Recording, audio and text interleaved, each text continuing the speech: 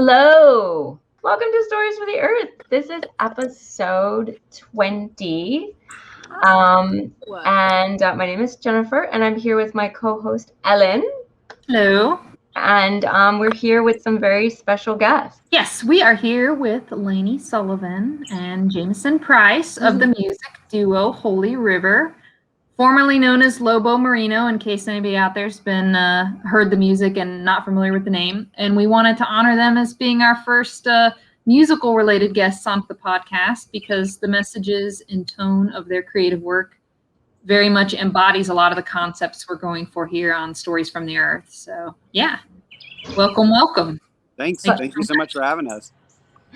Plus, we just love your music, so. Oh, thank you. I can't wait to play again in person. It's killing me. We got to see you guys live down the street. That was an amazing experience, and so we would also love to see you guys again play. Yeah. Okay, so we are gonna do some questions, and then what we're gonna do is we're gonna play some music and talk about the songs. So that's what we're gonna do today. So the first question is, briefly tell us how you guys met and decided to form a band.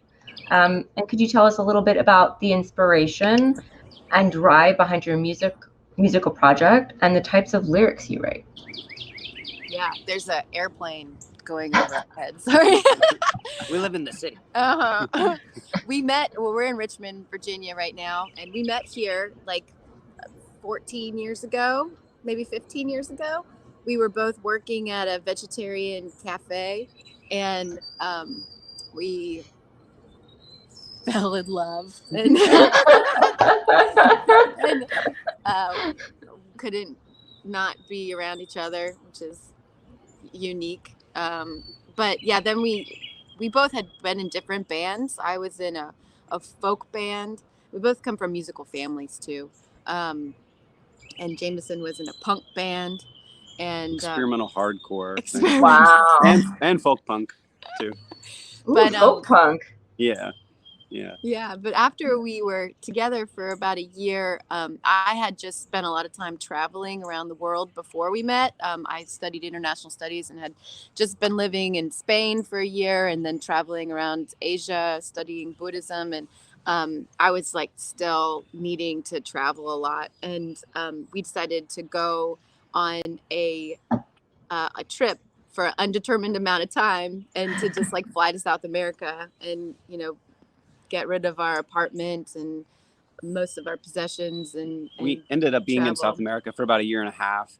And during that time we traveled, Laney brought her accordion with her to play, and I brought a guitar. Yeah. So we had like our backpacks, and I had my accordion on my front and my backpack on my back, and he had his backpack, his like guitar strapped to his backpack, and we wrote a bunch of songs while we were in South America. We wrote our first album in South America, which is why we're called Lobo Merino, or why we were called Lobo Merino. And, so we didn't expect to be a band. We kind of just wrote the album there as sort of our thoughts on our trip and sort of processing being away from home and being on that journey. And it was my first time like doing a lot of extensive international traveling. And if anyone listening, or if y'all have done some international traveling, I think it's like one of the most accelerated ways to learn about yourself and learn about the world around you. And so we kind of just wrote the song expecting it to just be an archive of our travels. And when we got home to Richmond, we recorded the album. And then from there, people liked it, and we just kind of kept playing under that name. But that's how the band was birthed. I would say at first we weren't putting a tremendous amount of intention into our lyrics. They're pretty kind of silly sometimes. I mean, I came from a folk punk background and you came from an old timey background. So it was really storytelling. And it definitely leaned into our folkness, which I think we still hold really. Yeah, I think that's why the older material still carries through, even with the newer stuff that you might find is more intentional in the words. It all kind of still has a similar vibe, Yeah, definitely. I mean, we are folky folks, and so that stuck around. But I think it was, when we really started, I think, getting into meditation, and we had a group.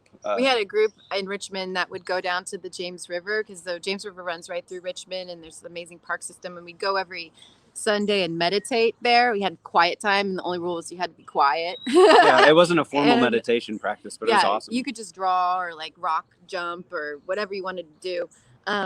And I was in this quiet time, and the lyrics to Celebrate came to me, that song. And also this revelation that, like, hey, at that point we had been like touring for a few years, playing all the time, playing like hundreds of shows a year, just because it was a good vehicle for traveling cheaply. And I was like, I realized, you know, this is a powerful practice, and to sing the same thing every night to different people and to myself. And we're really missing an opportunity to grow ourselves with this practice. So let's make, you know, Celebrate's a song about manifesting a different time when there's less war, and we shift into a time of healing ourselves and the earth instead of warring and damaging, you know, perpetuating the violence. And so I was like, we can write songs about the kind of world we want to live in, the kind of people we want to be, and that can be our practice. And I think that comes through so well too. I have to definitely, you know, commend you, because the lyrics are very much to me like, it sounds like a call to action of the human soul. You know, it's like, wake up. Yeah, and that was the catalyst for us. I mean, it was that for us as well. I mean, we're so grateful that folks find healing and inspiration for our music, but for us, it's like, this is our healing path, and this is how we're healing. This is our vehicle of self-therapy. And so, you know, we're grateful that other people resonate with us with it, but it's like, it's to improve us as people.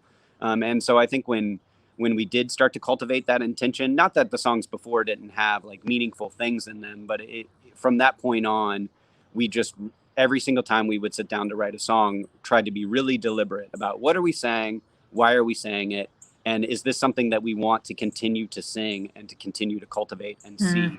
And nice. So that was the moment, like, that it shifted our intention. That was probably around 2011, 2012.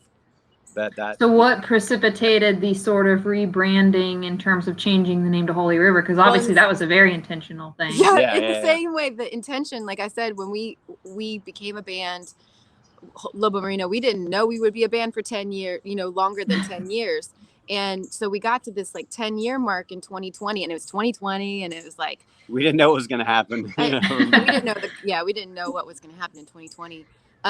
But we were just like, we're having so many conversations about, you know, can you tell me what Lobo Merino means? Where did it come from? And like, that was a long time ago and not really relevant to what we're doing right now. And Høly River, that song that we wrote first before it became our band name, was that song like shifted so many things. It really showed us like what a song can do when it like takes on a life of its own and goes on a journey without, it's like our child, like we birthed the song, but it like goes all over the place and does all kinds of stuff that we don't know about.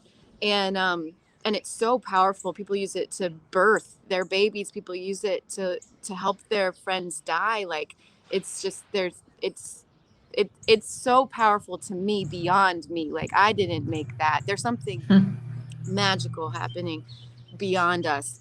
And the concept of the river and the holiness, the connectedness of the blood that runs from our veins being fed by the waters that are the veins of the earth. Like, that's what we want to talk about.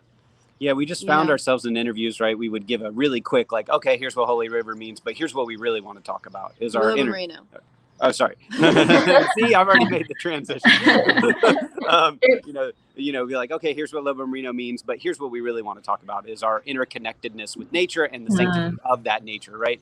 And so, yeah, when 2020 hit and it got to the 10-year anniversary of our band, you know, despite even people saying like, well, that's bad marketing, that's bad business, that's that it was. Which I did say. a lot of people said that, but really it was like, I'm glad that they said that, because it brought us back to intention again, right? It was like, well, what are we making this for? Did we do this to be a brand? Did we do this to, you know, for good marketing? Like, we have to be proud of the music that we're making. We have to be proud of the message that they're sending. And so we need to facilitate the best environment for us to feel the like most comfortable and the most resonant with what we're doing. And so we just did it, you know, like, you know, consequences be damned, kind of. We just like went for it, you know. And well, and you know, in some ways, maybe the shakeup of 2020 and the pandemic has inadvertently helped, because you were trying to launch that right as all that happened, but what has happened globally has kind of knocked everybody down a peg into like a restart mode anyway.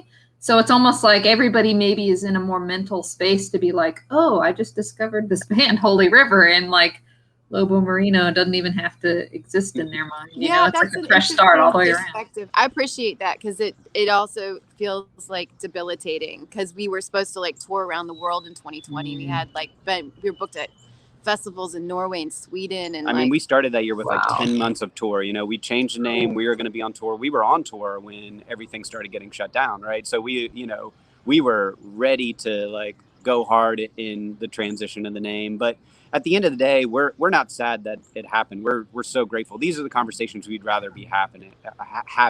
And we all have to, like, it's like a rite of passage, I feel like, in my creative life, changing my name or changing our name. And it marks a new chapter of our work that's even more intentional. Like, if we couldn't be more intentional, let's be even more intentional, because the name is the very first thing that anyone hears. Like, when they're like, oh, you're in a band, that's cool, what's the band's name? And then it starts. First thing. Like, our merchandise says Høly River. People wear shirts that say Høly River. Like, what's the impact of that, you know? Like, yeah, it feels really good. It feels right. And like, it's not for it. I got to a place, because it was really scary to do, but I was like, I'm not doing it for anyone but me.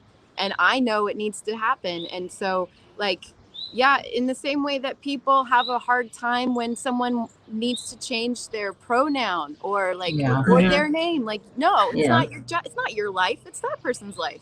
And you should respect what they want and how they see themselves. So it's really, I think, when you know so deeply that it's what you have to do for you, that you just do it. Yeah. I mean, for me, the name change just was like, yeah, okay, cool. That makes sense. So it was almost like a non-event. It was, I mean, I was like, all right, cool, I got it. I didn't have a hard time. Like, sometimes, like, when someone changes their name or their pronouns, you kind of have this period where you sort of, at least I do, sometimes you stumble a little bit. You're like, okay, and you got to keep reminding yourself, okay, that I need to use this pronoun for this person, until it's sort of like just becomes, you get used to it. It just, we're teaching ourselves how to be more fluid. The person sort of maybe, oh, can you hear that? That's a huge siren going. But I mean, you know, us picking the name Høly River, coming from the legacy of a song that we wrote while we were Lobo Merino, was intentional too, right? We're pulling from this past that already exists. Yeah, kind of bridge the gap. Song. Yeah, it was like, you know, we could have picked a totally new name, and that would have been I think a harder. We had a lot of lists. We had a list. And really, it's like miraculous that there wasn't already a Høly River. I mean, there might have been a metal band. I think that Høly Rivers, I think, is a metal band. But anyway, there wasn't a Høly River.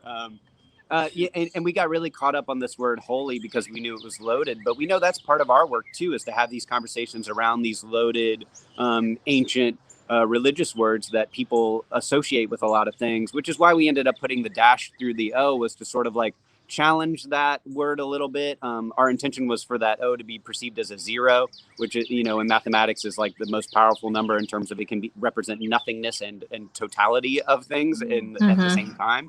And so, but that's a conversation we want to have too. Both of us coming from a religious background, it's like that's part of the work as well. So it was just more of us leaning into our work and where we're going and where we're headed.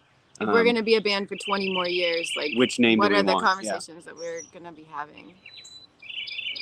Yeah. Well, and to that end, your your lyrical themes, you know, definitely, and the name have a lot to do with love of nature and kind of exploring humanity's place within that and in connection to it. And obviously it seems like you try to draw on that in your own lives besides musical inspiration. So could you speak a little bit to that? Because I know a lot of your work is kind of tied into activism and things like that. Yeah. I mean, I feel as though like there's a great forgetting that we as humans are nature, and that we see ourselves as separate from it. We've created like concrete environments that are not nourishing to us in any way, and synthetic environment. I mean, but even everything synthetic is nature too. So that's you know, everything is nature. I tell that. Yeah, just this idea that we think of ourselves as separate is a huge one that Laney's picking up on. Is that we, you know, it's almost like it's almost like the birds in the background got louder when we changed the subject to nature. They're like, we're here. Yeah, I mean, we get this question a lot, right? Like, you know, what is your connection to nature and what are you trying to cultivate? And it's almost like it's just what we are. It's who we are. It's who all of us are. And maybe some of us have forgotten, or we've created environments where we can think of ourselves as disconnected. But, you know, it takes maintenance and it takes human energy to keep paving those roads so that the grass doesn't bust through, right? Like that's what the God Bless the Grass. God Bless the Grass song is. I'm blanking on who wrote it. It's like an old Christian hymn called God Bless the Grass. Wow. And, for the concrete, or for the grass is living and the concrete is dead, and God bless the grass. And it just sort of paints this image of the grass bursting through the concrete. And it's like, that's the living thing. That's the thing that keeps, and it takes our human intention to keep suppressing that, to think of ourselves as separate, when really, like, the forest was there, it got paved, it got put up. If you let it go, it's just going to regrow, you know, it's going to just come back. And so I think for us, it's much more just leaning into what is this thing we're already intrinsically connected to, which is nature. What is this thing that we're already a part of? I'm an animal. We're all animals. And I think we just sort of forget that.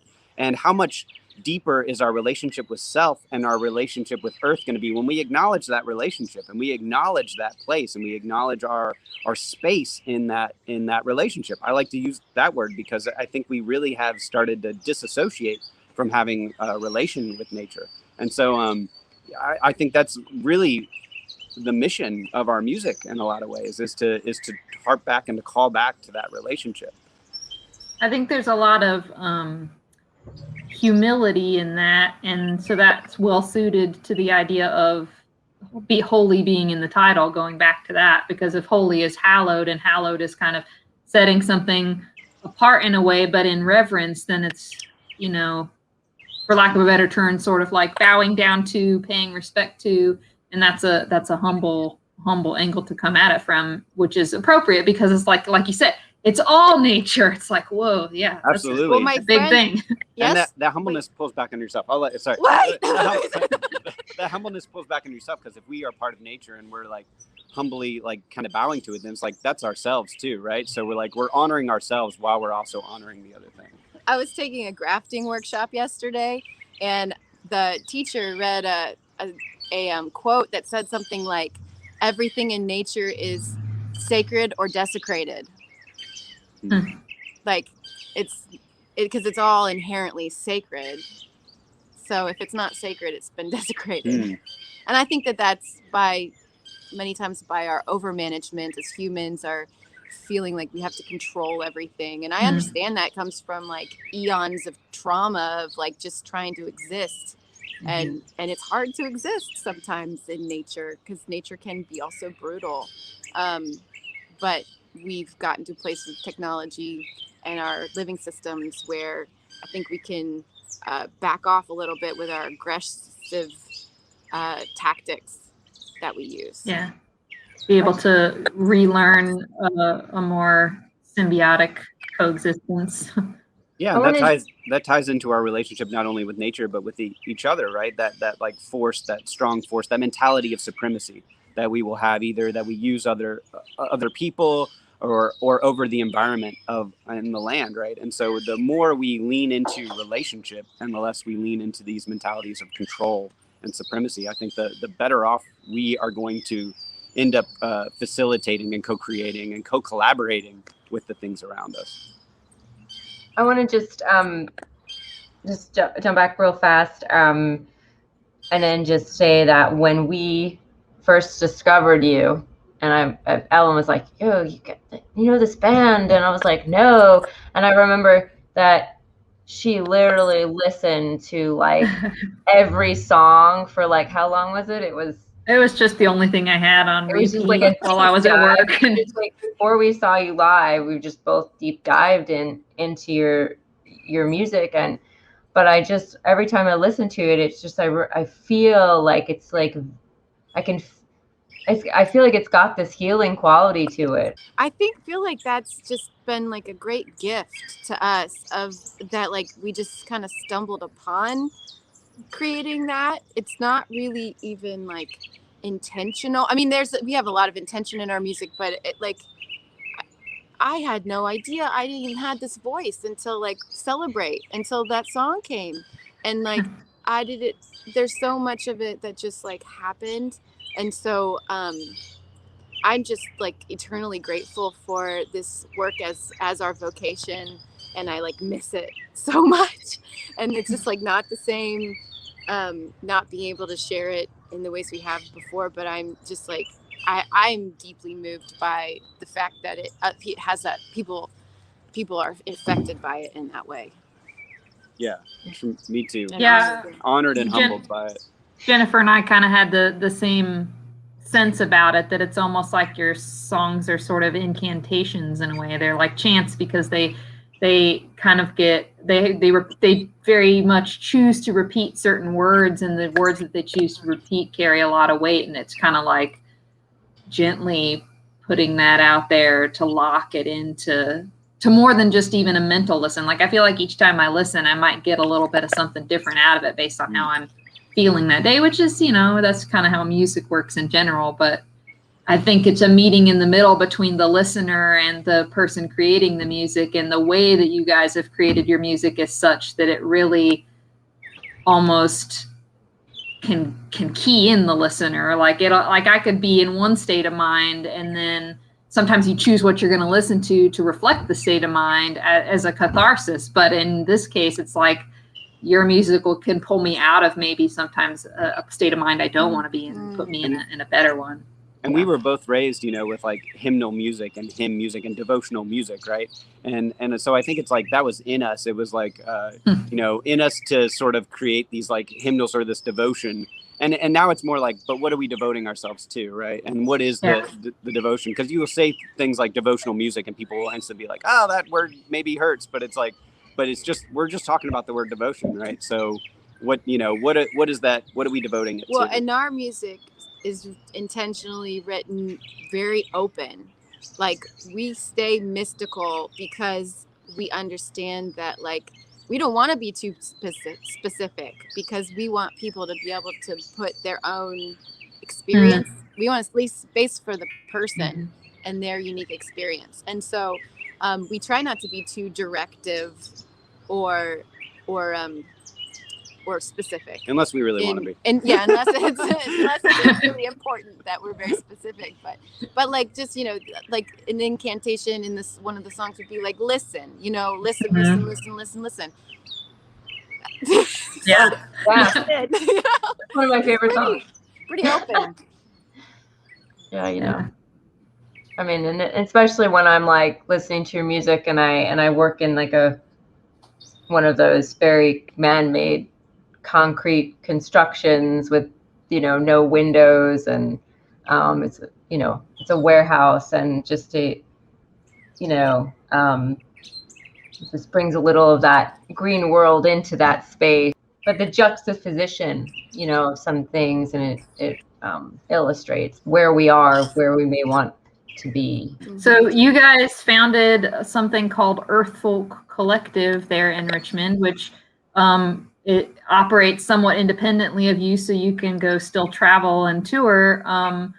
Since you haven't been doing that as much this past year, have you invested more in Earthfolk? Could you tell the listeners a little bit about what that collective is, and maybe what you've got what you've got in the works with it currently while you're not touring as much and things like that? Sure. We got solar panels this year. Earth Folk, the project started it's about 6 years ago when we bought this old, dilapidated, condemned farmhouse in Richmond, in the middle of Richmond, that had been abandoned for 20 years, and it's on an acre of land, and like literally in like the middle of the city. And as we've been restoring the house, even like before it was safe really to have people here, we would like invite people to come do workshops, donation-based workshops, and also we'd have lots of parties, generally around harvests. So we have a big like mulberry party, and everyone come and gather mulberries. So your entry has to be you have to pull a mulberry off of a tree and eat it, unless you're allergic. We'd make jam on the fire and have bands play, and we had all kinds of performance art, and so it was like a community hub for earth-based education and art. And we knew Richmond needed that. We had lived in a lot of different communes and a lot of different collective spaces before this, and we knew that it was a need or something of Richmond. And we had artists in residence live here as well and things like that. And yeah, we would rent out the house, and the artists in residence would live in the bedrooms, and we lived in this camper for 5 years. And it wasn't until COVID that we moved into the house finally. And COVID actually revealed a lot to us in terms of like, this house, we always called it an incubator and kind of a place to like grow and start something. And I think since it's happened and everything's become a little more private, we also founded a food forest across the street in the park called Fauna Food Forest. And that was maybe like 4 or 5 years ago. And so we've just been felt really convicted about like, okay, we've gotten to this place where we were having workshops and we were having parties, and we've incubated it long enough, and it's now kind of time to transplant that into the food forest. And so into public space. And so our intention now is to move most of the things that used to happen here, workshops and celebrations around harvest, to this public space, to parks, and so that it is more accessible and it's more wide open and it can be seen and experienced by more people. And you said that's just across the street from you? It's right across the street. Yeah. Just the extension of your yard. Yeah. Well, I mean, it's everybody, really. anyone's yard. That's the beautiful thing is it's public space, so it's everybody's, and it also like is a really different approach to the community gardens department in the city of Richmond, and so it's been really like revolutionizing the way that the city perceives the potential of community gardens, because before it was just like people rented their plots and like that was how it did. And we have this like totally decommodified 2-acre green space community that is gleaning. Like based on foraging and community gleaning, and also we do like weekly food redistribution, like a kind of like a branch of Food Not Bombs in the food forest, and give away free groceries, and are going to have a lot of programming there starting hopefully this year. So it's cool because it's just like a different kind of influence for the city. Well, it's more appropriate, and it kind of shows us like that things take time, and that nature and visions and things take a while to reveal themselves. And I'm so grateful for how Earth Folk, for what it was during the time that it was, and the types of workshops and the things that was happening. And now it has shown us, this needs to become more public, and this needs to be taken away from private space that feels intimidating to people, and more in public space where it's easy to be accessed. And also, we're shifting Earth Folk into a nonprofit record label, because now Earth Folk to us has become kind of like a genre of earth-based folk music. There are a lot of Asheville musicians that I think of as like earth folk musicians, and so we're converting our shed here into a recording studio, and we're going to attempt in the long run to make a record label that will support earth folk artists in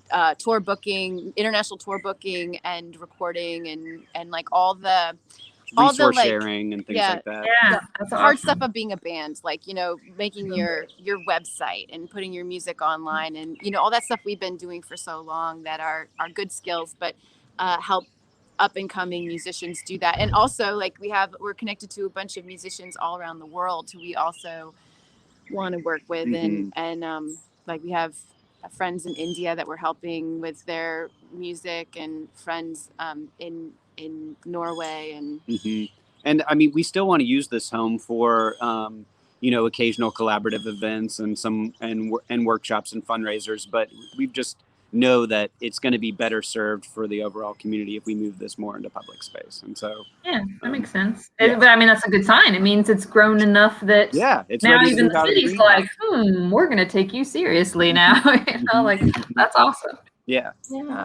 Maybe you're on to something. Great. That's so cool about the record label and that's so exciting. I can't wait to hear more earth folk music. Yeah, that's like There's the so much good it's stuff. like the 5-year plan. Yeah, We have so much work to do, but I mean, the intention is there, the vision is there, and that's the first big steps.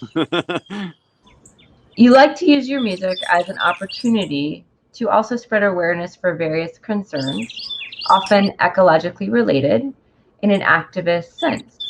Can you give some examples of things you've been working on as such, be it locations you've played, fundraisers and/or donation drives of different kinds you've spearheaded, etc.? What are some of the initiatives you've been supporting and wish to be raising awareness for? It sounds like you've mentioned a few. Well, we could mention some. There's so many. There's so many. We've really used our music a lot over the years for different things. I mean, specifically recently in the past few years, doing a lot of organizing around stopping the Mountain Valley Pipeline and the Atlantic Coast Pipeline. We would just play a lot of rallies, make a lot of music videos about the issues, talk about it on tour constantly, and do a lot of support work for like the culture of the activist community here in Virginia. Fundraisers for it. Yeah, lots of things. Lots of fundraisers.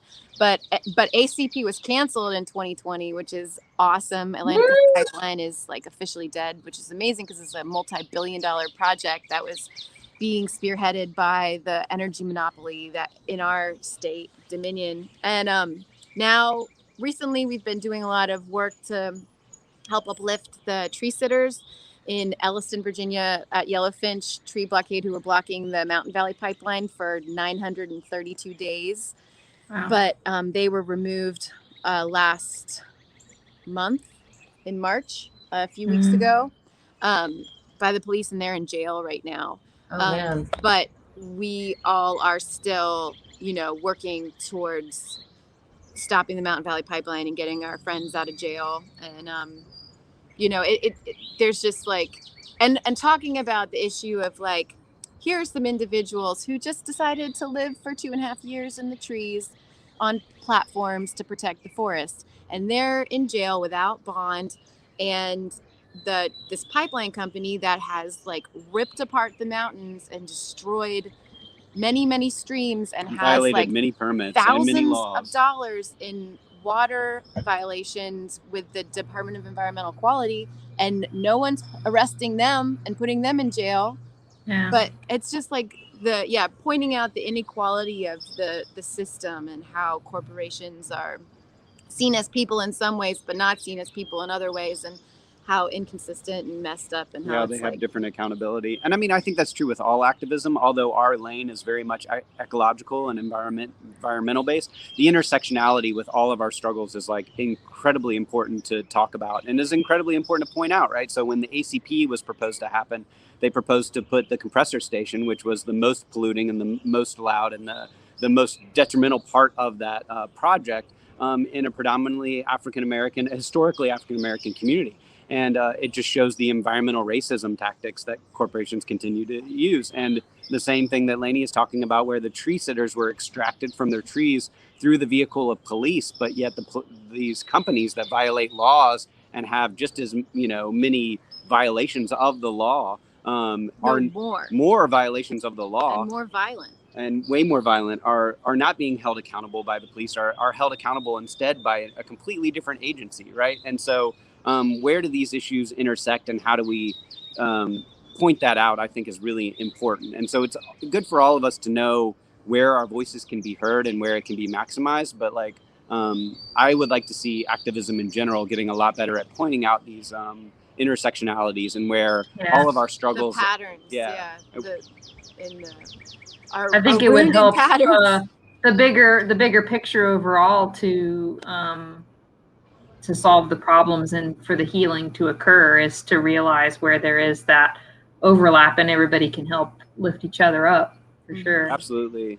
And just the thinking of like the micro environment to the macro, it's something we touch a lot on in our lyrics and in our our intention anyway. But it's like, so get to the micro, do the work, but zoom out and see how it's affecting how the macro is affected as well. And yeah, the more collaboration and the more that we can point out these things, the better off we're going to be. The more we tell the true histories, the more we focus on what's really happening. It sounds like the story of the tree sitters is a documentary right there. Like that whole story is fascinating. And when we heard you play, I remember you spoke about them. Yeah, I think you were taking donations for them at the time. Yeah, we've taken donations for them many times. But yeah, and I think one of the things that's humbling to me is that, like, so 2 people are in jail right now, but there have been hundreds of people involved in that effort. And most of them, you'll never know who they are.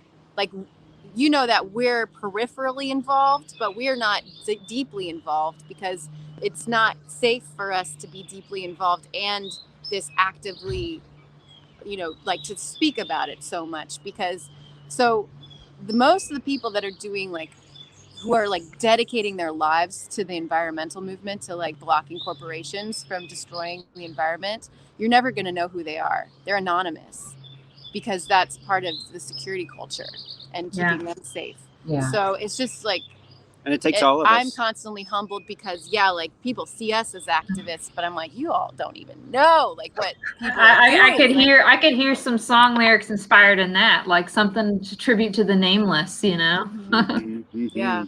Well, now that we've got everybody psyched up, we should transition into actually hearing some of this lovely inspirational music.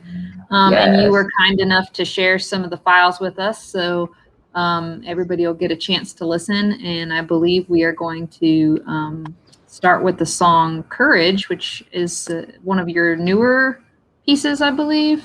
Yeah, Courage is the title track off of our new album, Courage.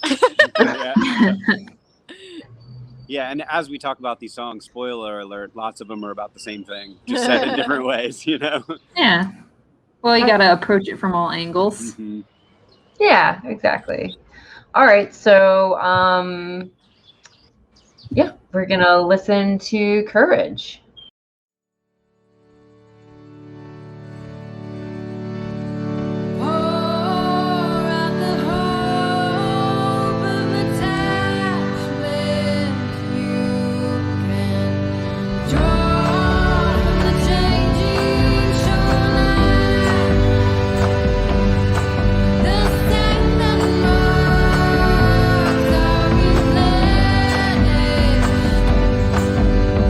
Day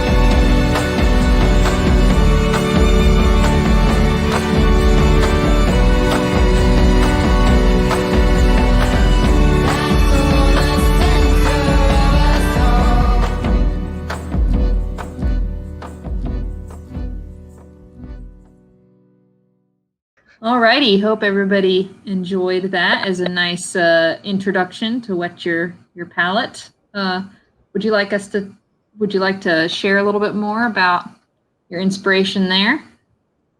Yeah, so Courage, Jameson wrote the verses of Courage, and I wrote the like chorus, I guess, the end part. And it's about talk about the beginning part of it.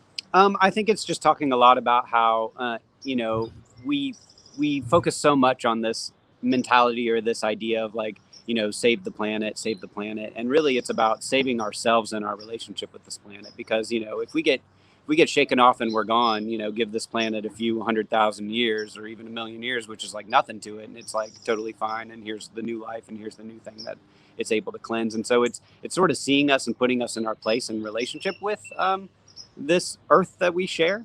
But the second part is that actually, it says, look within and you'll see the spark of sunlight begins to grow the ground as it turns to soil, that soil, the center of us all, which is that, what would it be like to live our lives as though we really deeply understood that we are both made of the soil, the same elements, and we are made of the stars, and we're completely eternal because matter and energy just are cycled over and over again. And so the beauty of that revelation makes just existing and breathing this spectacular act of life, and that we are able to be conscious of our existence is so amazing.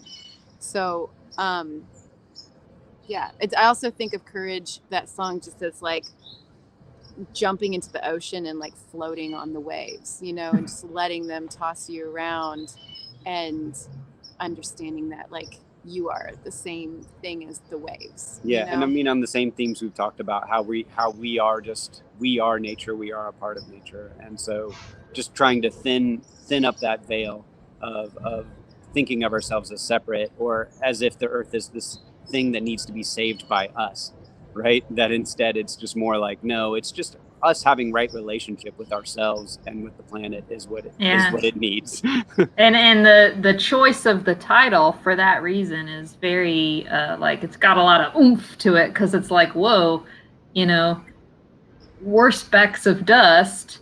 So it's really courage on our part to just be okay with that. And if we can accept that amount of humility, then we might actually be at the baseline we need to be to start working on rebuilding those kinds of relationships. So it's kind of, it in and of itself is sort of a call to action being titled Courage. I really like that. It's kind of subtle. You have to read the lines to really get, it's like, oh, that's why we need the courage. That's what that's talking about. That's awesome.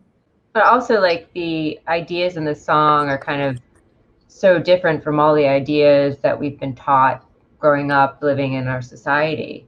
So it almost takes courage to, I guess it's similar to what Ellen said, to have those ideas, to pull away, to think, to sort of think along this, think differently. Absolutely. Live your life differently. I feel like the album Courage is like a album for going through process and unraveling yourself and then trying to reconstruct yourself. It's like a sonic guide for reconstruction, deconstruction, reconstruction. Because it was written for between 2019 and 2020 in this really tumultuous, hard, weird time, and where we do have to redo so much patterning in order to heal. And so that Courage is also, it's the first song on the album. It's the title of the album. It's you want to go on this journey? Let's do it. And boy, did it ever get released at the right time. Jeez. That was just, the universe was like, yes, you need to be ready for this. Put this album out in 2020. We didn't know everything that was going to come after, but we were so humbled that everything came through the way that it did. And I just think so many folks are afraid of that deconstruction process because they're afraid that when they deconstruct that they're left with nothing. But that's not true with anything you deconstruct. You're then left with a pile of material that you can use to rebuild. So it's there's so much fear around this idea of deconstruction, but it's deconstruction doesn't just remove everything, it's like you're left then with something else that is powerful material to be able to make it and shift it and build it into new ways. And so that's the courage element. Yeah, that's awesome. I do actually a lot of construction, and a lot of people are like, oh, how do you do construction? And I was like, well, more than half of it is just having the courage to break the thing. Is like, you've got to, if I'm rebuilding something, more than half of that work is just knocking it over. And then the second half of the work is putting it back together. So the next tasty sonic treat you have for us is the song Seasons. So we'll go ahead and listen to Seasons now.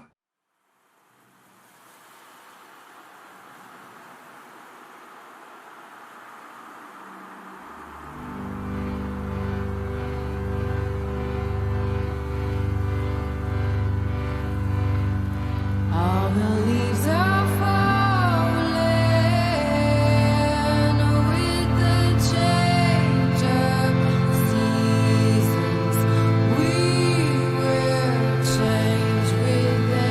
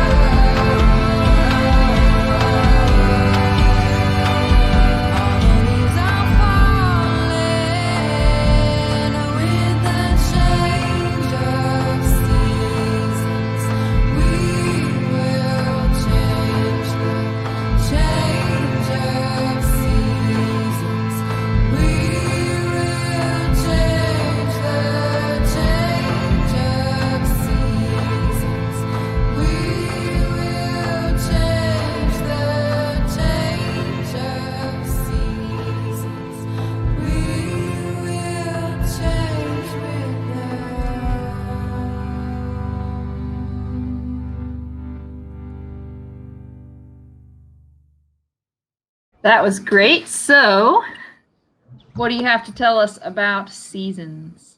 So Seasons is a love song. It's a song about like being in a relationship with something, even if it's just yourself, through many different experiences in life, with different seasons in life. It's particularly, I told Jameson, it's a love song I wrote to him, which it was originally. Hidden love song. But it also was about, written at the same time that his sister was going through, she had cancer while she was pregnant, and was going through chemotherapy treatments during her pregnancy, and it was just a very like scary time. And so it was also written about her relationship with her family, her husband and her children, and like how these really difficult times change us, but not necessarily in a bad way, in a good way. You know, it says, and the roots are widening to prepare for winter. They will make us strong. You know, like that, the hard times fortify us for the easy times, and that it's all just part of living. And then that like proclamation of hallelujah, of being like, even in like the hardest shit, that you can say hallelujah, you know, because I feel like that's a really something that like we want to continue in our lives to be really attuned to, is this aspect of like being able to look at the things that are hard, and to be with the things that are hard, to be with the grief, to be with the pain, to be with all the ugliness. I feel like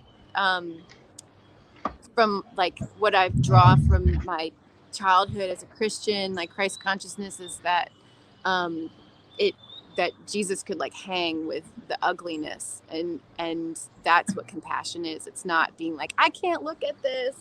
It's being like, all right, this has its own medicine and is serving a purpose in my life, and is and I can be here. And how do we draw inspiration from the season? Sorry, go ahead.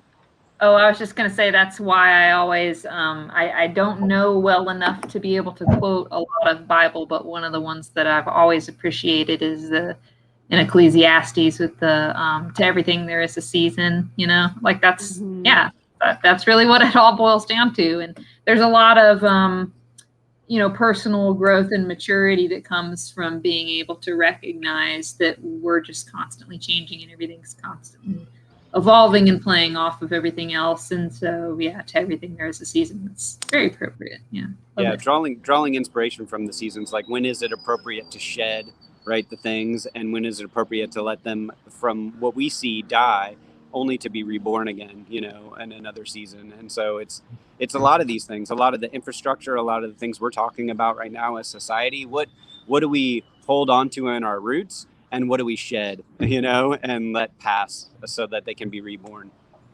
So next we've got one that's maybe, I don't know, I almost say a little edgier somehow. Don't Say Sorry. So we'll listen to Don't Say Sorry.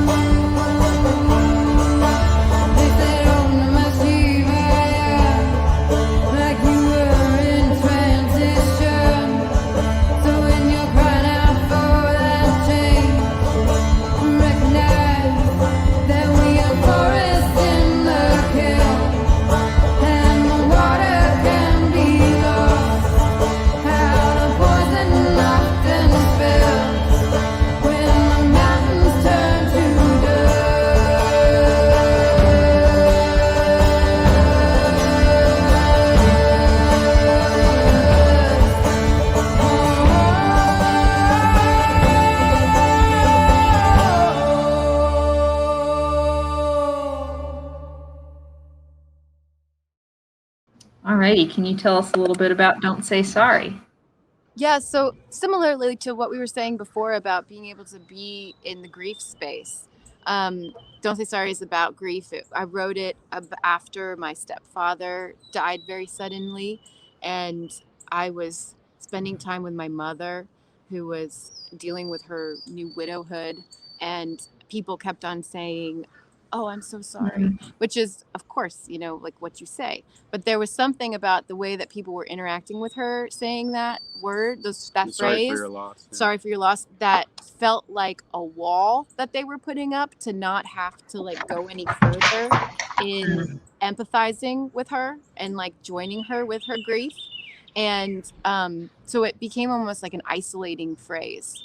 And so that song is about how, even though like grief and death is one of the most shared experiences that we have as humans, just like birth, we don't know how to be with each other in it, our culture, without isolating each other. And so, you know, the sun rises and falls. We all experience that. We see that. And it's a question of how do we learn how to better share in our collective grief. And then at the end, tying that to our collective grief about the destruction of our ecosystems. Forest in the Kiln was the original name of that song, which was written about, which is about these giant kilns that they built in the mountainside in Wassaic, New York, where they stuffed all the trees to make coal.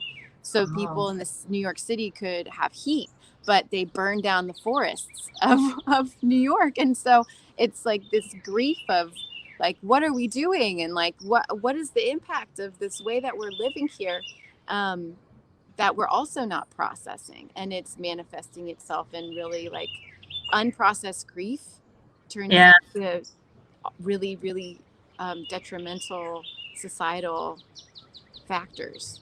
It's almost like, kind of going back to that micro and macrocosm analogy, you know, our culture's inability to even just comfortably and not awkwardly interact with one another in a situation such as death in any consistent, meaningful way anyway, is, you know, it's like, what does that say about how we're interacting on the larger scale in relation to loss and the things that we contribute to in loss and everything. So I was curious, the line, and I may or may not pronounce it correctly, it says, you say Om Namah Shivaya like you were in transition. Yeah. What does that mean, and why is it in there? Yeah. So we spend a lot of time and play a lot in the healing arts community, you know, and in yoga communities and in the healing communities in general. And so what we were witnessing oftentimes with folks that were leaning into that was this desire to kind of heal self, right? And go through this process of self, but then not necessarily turning that into action. What has kind of become now thought of as spiritual bypassing, right? And so we were kind of like trying, and this is something we talk a lot about at these festivals, which I think everyone should have access to as a spiritual practice. So it's not us like trying to poo-poo on the yoga community or what they're necessarily doing, but it's more like, if you're being drawn to it specifically just for the purpose of healing yourself, and you're not seeing on a macro level that your actions change with what you're interacting with, then you are missing it, you know? And so essentially when you call out Om Namah Shivaya, which is like supposed to be a transition. The god, Shiva's god of transition, destruction, transformation, you know? So it's a destructive, transforming entity. And I mean, when I was writing that lyric, it was almost like saying you're praying to this ancient deity that is destruction and transformation, and like, let's not do that flippantly. Let's not do that without cultural understanding of what you're doing. Let's like actually like, do you really want to sing Om Namah Shivaya? Are you ready for what that might bring into your life? If that's what you're calling upon, is like destruction and transformation. I think that's why it goes macro with the forest and the kiln and the waters can be lost, right? Because it's like, you see so many folks calling this in for transformation of self, but it's like, but what is also being transformed around you? Yeah. What are all the things that are in transition around you that you're maybe missing because it's so self-focused? And so it was you know, a little bit of like pointing that out. But I think that's a lot of our work to do, is point out the inconsistencies in our own life as well. So that's all of our shared work, you know. I think a lot of times we're trained to just see ourselves and not think about community in a, you know, so I think that, you know, it takes some work to shift into, oh, well, I see myself, but also like think about how I affect the larger community and how much I could maybe give, or how much maybe I'm causing harm. Well, that's a good transition to the next song, which has been one of my personal favorites out of your repertoire, and that is the song Awake. So we will listen to Awake.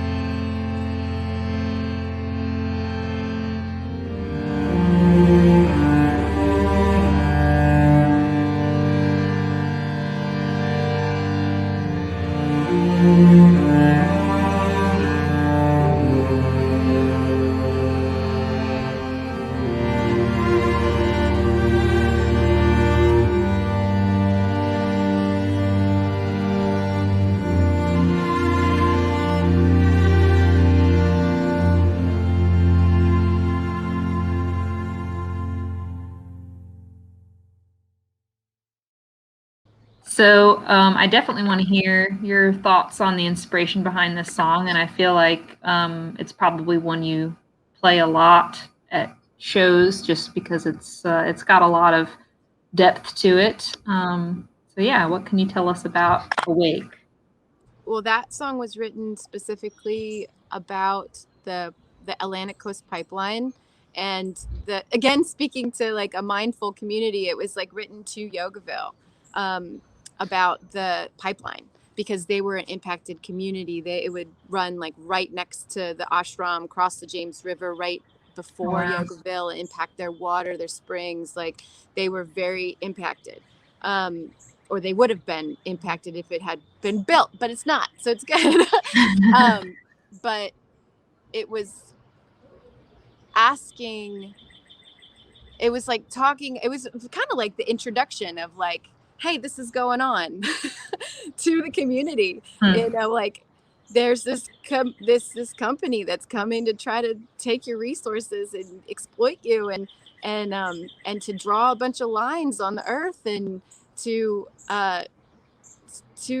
exploit the resources of the collective whole for their own profit. And what can we do to transform this and to like use it? Because I mean, it's interesting, because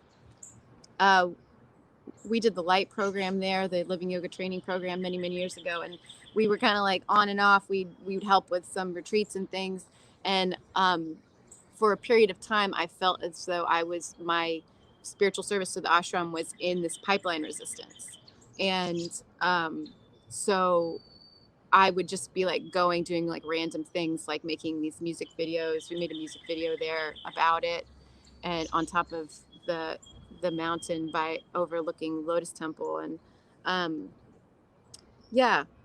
it's just like, how do we look at these issues and this work that we have to do from a spirit-filled lens? And how do we engage with these issues without being fear-mongering, and to help ourselves evolve and become more conscious through the struggle? A lot of times there's like an aversion, like at first I had an aversion to the word like fight or struggle, in the activist sense of like when we had a campaign of something that we were fighting. But now I see it in a different way, and I'm okay. I'm okay with the energy that it takes sometimes to fight, because sometimes it's important to fight, and you can fight in a righteous, just way. I can see how, having now heard that backstory, how the lyrics to Awake kind of are that introduction to. So again, you're great with the title being like the haha, guess what this means? You know, it's like awake. It's like, are you awake? In case you weren't, here's what's going on. And oh, by the way, you answered your own thing, and like you gave an answer within it, because it wraps up with the sort of the listen repeated like a mantra. So it's like if people are like, I'm awake now, what do I do? It's like, shh. Yeah, it's okay. Just listen. Yeah, and we don't know what the answer is. You know, that like each person's response is a deeply internal, personal thing. Yeah, it's their own process to go through. And this kind of ties into the last song when you asked about like the line, the Om Namah Shivaya. Like, I think and actually I'll use a teaching of Satchidananda since we are talking about Yogaville, right? There's this teaching that like your practice, your personal spiritual practice is like sharpening a tool, and you sharpen that tool to use that tool. And then when that tool gets dull, you go back to it and you sharpen that tool. And I think sometimes folks get stuck in that sharpening process and never really actually go out and use that tool for what it's intended to be used for, which is action. And so in that same way that we were drawn and inspired by that, that's kind of like our bringing the awareness of the action. And then there's another line in the song, Will We Draw Our Lines Upon the Earth, was inspired by Khalil Gibran's The Prophet, and the chapter on laws. And if you aren't familiar with that book, it gets used a lot for like weddings and things like that. But there's a line that talks about like, well, what are laws? And Khalil Gibran, as from the like perspective of the prophet, says, well, laws are just people who turn their backs to the sun and see their shadows cast and draw lines around their shadows. And then that was like us kind of thinking in this imagery, and if they turned around, it's not said in the book, but we were like, if they turned around, they would see that everyone's cast in the same sunlight. And so that's like, you know, so these corporations that are coming in and think they have a right to stand above everyone else, cast a shadow and draw their lines, we are all in the same shared place with the same shared sun. And so how do we regeneratively look at each other in different ways too? I love this song even more now. Yeah. What do you think it was about? Right when you didn't think it could get Anything it was about? I thought it was, you know, about like the same thing. We're standing in the same sunlight. Like we are all the same. We are all in the same place. And I love the listen part because I think that our lives are so chaotic a lot of times. Cultural expectations.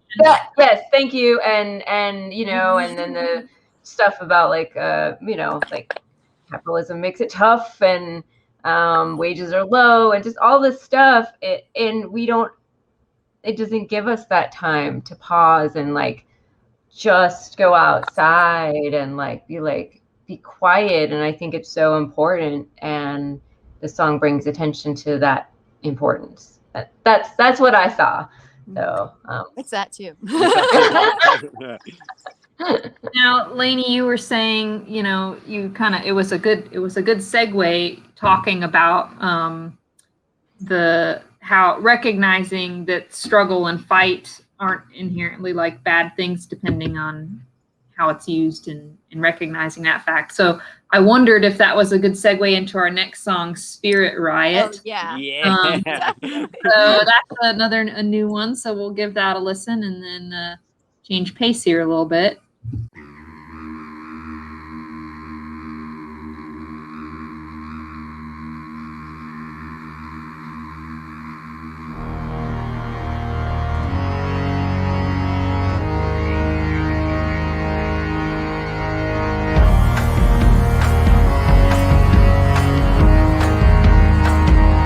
We're gonna stay.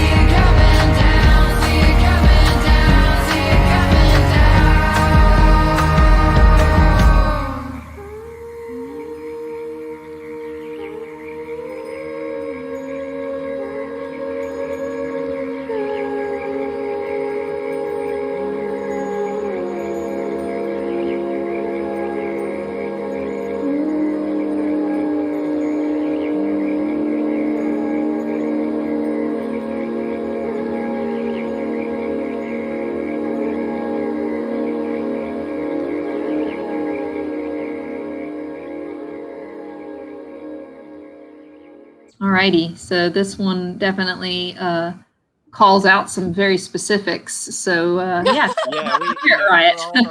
For all of It our might songs be that were mystic. self-explanatory, but tell us about it anyway. Yeah, before all of our other songs being so mystic, this one's pretty like it's pretty clear. That song was written about the tree sitters, for the tree sitters. I mean, it's 1,000% inspired by them and how badass they are living in the forest for so long, and just this this huge. I would always say, you know, I would talk to people at Yogaville again and be like, you want to think about like a badass yogi is someone who's just going to sit in a tree for like 2 years, you know? It's like, that's the most. Talk about tree pose. Yeah. Oh, right. But the image of like people who are born into this society of this, like, you know, concrete, high-rise, phone-ridden society, turning their backs and like walking away from the city lights into the forest and being like, I'm going to protect the forest because I am the forest. And that the song is the when the people realize that they are the forest too, and that that's the we're here to stay, that we are. That's us. It was just like, that's what we are. We just are. We exist and we are nature, and that's just what is. And so just be it. I think it's a manifesting song too at the end of like I see it coming down, the parts that are coming down. Mm-hmm. So the same way we talked about Celebrate being this manifesting song of manifesting the world we want to see, and that have such like a, you know, Celebrate has such a like joyful and positive thing, but in order for us to even get to these places of joy, it's like what needs to be broken down and dismantled in the place. And we talked about that with seasons, right? What do we give ourselves permission to lay to rest, you know, and what do we need for the next transition for us to be able to celebrate? And so, you know, it is a manifesting song, and it's harsh and it's sharp, but you know, we need that too. You know, we need the scythe to be able to cut down the things that are no longer serving us in order to make room for the things that are going to be regenerative and continue us to be able to grow. I see you brought back the shadow lines concept as well. Now that we had just talked about that, I was like, oh, it makes an appearance here too. Mm-hmm. Oh yeah, that's Jameson lyrics for sure. He's always talking about the shadow lines. Yeah, what are the shadow lines in that song? Oh, the same one. It just says your shadow lines. The same ones. We tied it back around exactly. The lawmakers. Yep. Mm-hmm. The shadow lines. We brought it. You know, it's there deliberately. I'm glad you picked up on it. I'm always, if anything's like, you know, kind of like darker sounding, it's usually a lyric I'm writing. Jameson can't get away from the punk in him, you know. It's just like, yeah. Well, you know, that helps keep the operation grounded, you know. Yeah. I don't want to get away from it, really. You know, it's like, it's the balance. We gotta get the gritty truth in there with the happy highs too. Mm-hmm, yeah. Mm-hmm. Yeah, you can't dwell too long in either, right? It's the balance of being able to hold each one. I mean, you're going to see so much healing if you can hold both sides of yourself.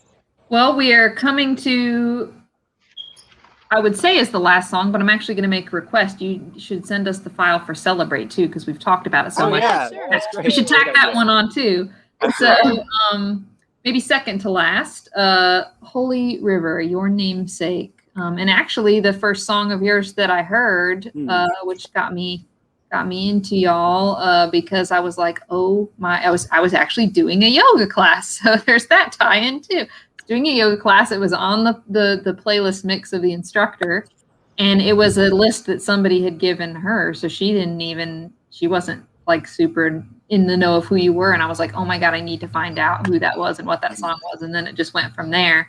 But obviously this is a very meaningful song, not just for all the reasons you said, people have incorporated it into their own lives, but even obviously what inspired you to write it and why it was important enough that it became your project's namesake. So we'll give Høly River a listen and then hear what you have to say about that.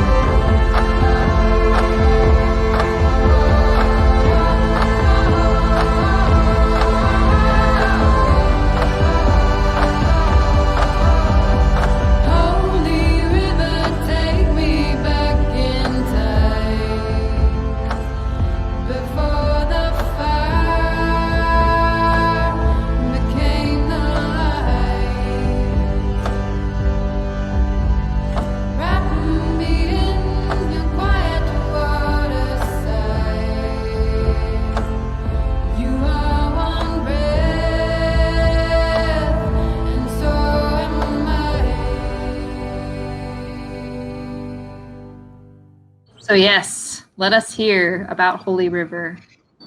Høly River was like such a process. I mean, it's one of the songs that like just came immediately and just existed out of my body, you know, like, but it came from a very arduous life journey of getting very sick in Puerto Rico. I got dengue fever and was hospitalized and didn't for years and years and years I was like just traveling around the world, and I was one of those people that was like protected by their own naivete. I feel like I like never thought anybody was going to do anything bad to me, so I would just treat everyone as though they were wonderful, and I think that protected me in a lot of situations. But when I got dengue, it started me in like a cycle where I was in the opposite space, where I like just felt really vulnerable, and I didn't feel as though I was fortified enough to do the things that I needed to do. And we went back to where I used to live in Spain. We were potentially going to live there, and I had not healed from the dengue, even though I thought I had. And and the like instability caused me to have a lot of panic attacks, and I like abandoned Jameson in Spain and went home and was like, because he wanted to go to Morocco and walk the Camino, and I had already walked the Camino de Santiago de Compostela, and I like had already gone to Morocco, and I knew I wasn't in a good spot to like go to Morocco right at that moment. And so I went home to be with my family while Jameson did those things on his own, which was actually a really beautiful, wonderful experience to after being together for so long, to have some separate journeying time. But then Jameson came home and he was like, I really want to go to India. And I didn't want to go to India because I had been to India multiple times before and knew what it would require from me physically, like just how I needed to be fortified. And I knew I still wasn't well enough to go, but I wanted to be well enough.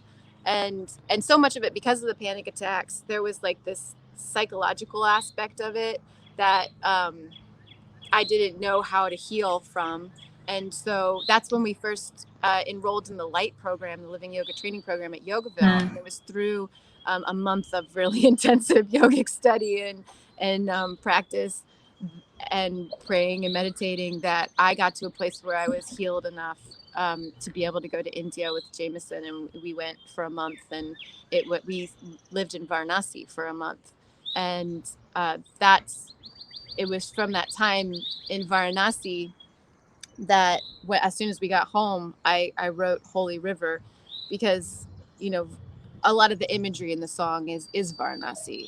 It's like the crimson and yellow steps and the funeral pyres and the cycle of birth and death and the river. But I think the Høly River was always about the power of these rivers that run through these cities, just like it does in Richmond, and how that's our Høly River, and how so many of these places that we see have this lifeline of waterways that pass through them, and is what gives a lot of times these like population dense areas life in the first place. And so even though it was written about Varanasi, like the Høly River and the taking back in time and the mud piling up is all very much about these like intrinsic waterways and the veins that run throughout our planet, connecting us to these oceans, and really a call back to our Høly River, which is the river that runs through Richmond. Well, I remember I was in Richmond, and I was praying I was praying and meditating at the James River, and I was like, all right, well, this river is going to be my teacher, and it's going to teach me something. I had no idea what it was going to teach me. But then one day, with this singing Høly River over and over again, I was like, oh, it's part of it is that the waters are brand new. Every moment you see the river, it's new water, but that's the ancient water that's just been recycled over and over again. So the rivers are endlessly old and endlessly new. And that's part of all of this too. Because if we are also part of the Høly River with our bodies, we're part of that cycle too, that's endlessly old and endlessly new.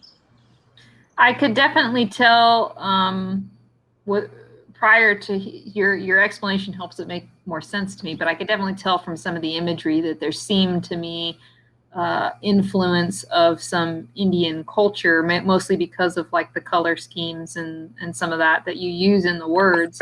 But what's interesting to me too, now knowing that story behind it, you know, the journey that you took that created the journey of the song, maybe part of what contributes to why it's such a traveling song and used in so many aspects of people's lives is because, you know, it's not a new thought, you know, by any means to tie in a metaphor of water to the flow of life and so forth. You did it beautifully. It's just, you know, another one onto that metaphorical pile, so to speak. But I think almost even outside of that, what strikes me, especially now in hearing the story, is some of the other imagery in there, which is so specific to a place that you went. To me, being a listener who did not know that and has never been there, my takeaway from that imagery is really interesting because to me, it's something that is like speaking of something that's somehow bigger in life. It's like a reverence to whatever it is in life. So it's interesting to me to hear that some of that imagery was coming from a culture that is so spiritually inclined on a very intimate daily basis. You can clearly that came through the words because I was picking up on that in some bigger sense without knowing those specifics. That is so cool. You just kind of blew my mind there. Well, it's also about dying, you know, like it's me dying. I'm like there in my body, wrapped up on that funeral pile, or like just getting ready to burn in that song. But also understanding that, like, you know, the Holy River is one breath and so am I, you know. Yeah, there's definitely a sense of surrender in it, in a good way. But I am curious, who is sadhu? Oh, sadhu is a holy person. Like sadhus are holy people in India, and especially in Varanasi. There are a lot of like traveling sadhus who will come and set up tents temporarily by the Ganges for special ceremonies. And so if you're in Varanasi, you can like walk around and you'll see sadhus everywhere. And sometimes some sadhus will collect some of the leftover ash from the funeral pyres and put it on their skin, and they'll like just be wearing the ash of the dead. And you know, you'll see That's why they have a sometimes bright you'll see colored them, paste on they'll their have head. like bright colored paste on their head and like long dreadlocks, and they're renunciants. They've renounced. So it's like the lyrics are, sadhu, you do nothing but prepare the way. My soul is just a paste you place upon your head. It's like they are the holy people that are doing the renunciation work to prepare during life, to prepare us and show us how to surrender life when it's our time. And the song has grown in so much like meanings for us because really the lyrics are very simple. It's pulling from images that we were experiencing in Varanasi, and then like images about just the river in general, rivers in general, like all of our connected rivers and what rivers go through in terms of their imagery as well. And so it's like those images and those things have evolved and changed for us throughout the years. And so I think the song is captivating for folks because it's like quite simple in its approach of describing just what you're seeing and how this river is like shares the relationship with all the other rivers.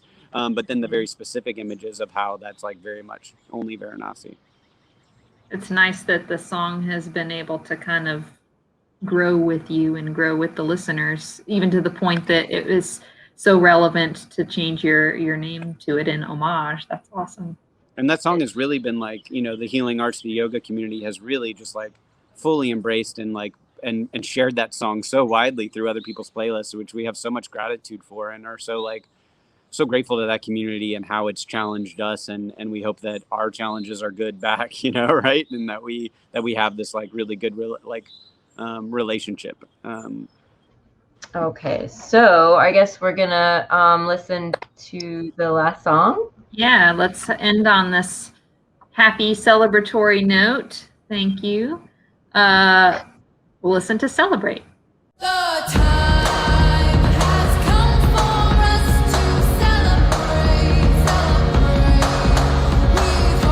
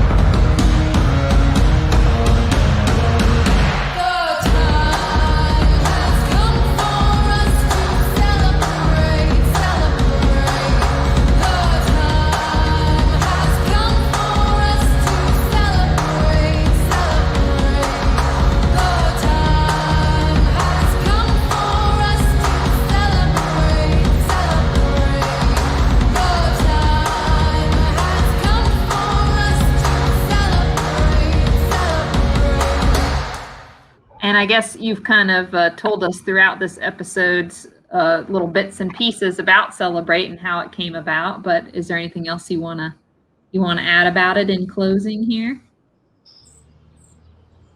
Celebrate is, yeah, I think Celebrate is like the real for me, the like birth of my artistic revelation of like, oh, this is who I am, because that's when I found my voice. It's the first song I wrote on harmonium. It's yeah, it's interesting because it feels different in different times, because we've been playing it in times where, like recently, where it doesn't feel appropriate to be singing Celebrate. But even in the darkest times, we have to, for our own health, mental health, find the things to celebrate, which are those like small, that we exist, that we are living, we are life expressing itself through the human experience at this moment in time, and we are creating reality because we are alive, and that is to be celebrated, even if we are like suffering and in pain and like in very great transition. Mm-hmm. And also to celebrate those moments of victory as we make these like small steps and these small changes, to like give ourselves permission to celebrate that and be happy. It's the yes and, right? Because I think a lot of times in activism we get to the not good enough, not good enough, not good enough, not good enough. And this kind of improv, the yes and has really been showing up a lot for me, in the sense of like, we need to give ourselves permission to be grateful for the things that are happening, but not just stop there, right? So it's yes and, yes, that's great, and next, like with the ACP when it was canceled, right? It's like, yes, that's amazing, celebrate that, and still got work to do. and it's time to get work on to the next thing, right? And so Celebrate, because we play it all the time, is a reminder of that for me. It's a reminder to give pause and to give that space to celebrate the things that are worthy of celebrating. And also just to not only be stuck there, because it is such a song that's painting a world that we don't yet have, right? Mm-hmm. And so it's a reminder of the celebration and the and. And that we need to help do whatever we can to end war. I mean, because that's, no matter who's in political office right now, there's still like weapons of mass destruction and threats of war, and war just hurts not the people who are calling the wars. Yeah. I mean, it hurts them too, but I mean, yes, we still live in an earth where there's lots of work to do. It's nice that the opening lines are kind of both an invitation as well as a command in a way. It's like, the time's come, let's celebrate. But it's like, the time has come, let's celebrate. Like, let's move on to this next phase in life. And, we're exploring, what that would take, but you're kind of offering a vision for it, which is awesome. Well, thank you guys so very much. This has been amazing. Thank you all so much for your interview and for having us. Yeah. We're going to put all of your links. So if anybody in our description or in the show notes, if you're listening to us on Anchor or watching on YouTube, so you can check out Høly River on the web and listen to these songs more. I recommend several times. And if you knew us from our era of Lobo Merino, we reissued about 10 songs under the name Høly River in the album Songs of the Sea Lion. So if you're looking for a song like Celebrate or We Hear the Ocean, and you have like the habit of going to Lobo Merino, you can keep doing that if you want, but just know that they were reissued and remastered and re-released, and we think they sound better under the like new album Songs of the Sea Lion under our new name. And so it would be awesome if you want to get into the habit of following us under the new name, but we're grateful for if we're humbled by any listening that happens. Well, we'll share your Bandcamp links and everything here in the description so people can click and find y'all. Thanks. Also, if you wouldn't mind too, sharing a link to the Food Force, Fauna Food Force, so the people in Virginia or in Richmond, if y'all want to get connected, if you want to come and volunteer and learn more about that, we want that to be a a larger collaborative volunteer-led type of thing. And so plug in if you're Well, to that end, I will also note what we always like to note in every show is that you can donate now to our podcast on Anchor, and what we're going to be using those funds for eventually post-COVID is to take this show on the road and go do field trips like that and do the show live from awesome locations. So Fun. yeah, that would fit perfectly. we would love to come visit you guys and check out the food forest, continue this conversation, and maybe have more bands from your label at some point if you would have us. And so yes, you can donate at $1, $5, or $10 a month. Just hit the support button. So I want to thank everyone for listening, and we will be back for an interview with Byron Ballard. Byron Ballard, local author. And we'll be talking to her about her latest book, Roots, Branches, and Spirits, The Folkways and Witchery of Appalachia. Nice. Ooh, Yeah. exciting. I know. It's our first author. So we're having a lot of firsts. And you can find us on Anchor. You can find us on Facebook. There's a Facebook group, Stories for the Earth Facebook group. We're on Instagram. So if you want to join the Facebook group, please do. You can keep up with everything, Instagram, and all those links are below. So I hope everyone has an awesome day, and we will see you next time. So bye. Bye.